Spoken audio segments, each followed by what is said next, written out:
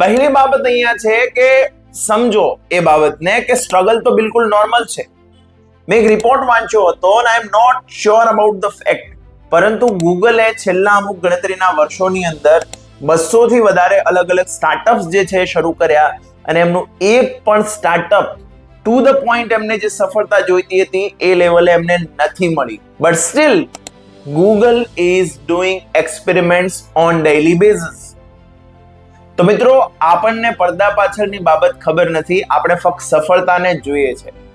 બહુ સરસ મજાની વાત આપણા ભારતીય ખૂબ જ નામચીન એક્ટર અનુપમ ખેર સાહેબે કરેલી કે એકવાર એક પાર્ટીની અંદર એક સજ્જન મને મળવા માટે આવ્યા.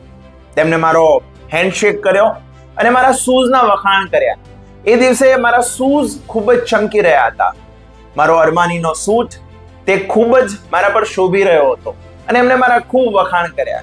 અને જ્યારે મારા વખાણ કરતા હતા ત્યારે એક વિચાર મારા મનમાં આવ્યો કે દરેક વ્યક્તિને મારા ચમકતા શૂઝ દેખાય છે, પણ એ શૂઝની અંદર જે સોક્સ એટલે કે મોજા છે અને એ મોજાની અંદર જે ઘસાયેલી એડીઓ છે એ કોઈને નથી દેખાતી.